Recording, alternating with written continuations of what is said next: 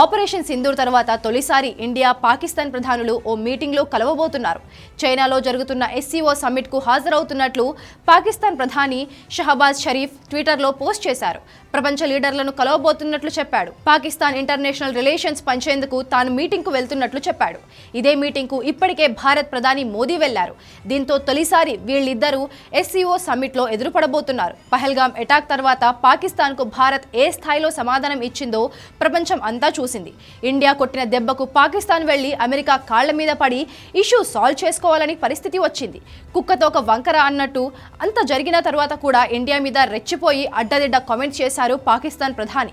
Trump అండ చూసుకుని రెచ్చిపోయాడు. భారత్ కూడా పాకిస్తాన్ బెదిరింపులకు అదే స్థాయిలో సమాధానం ఇచ్చింది.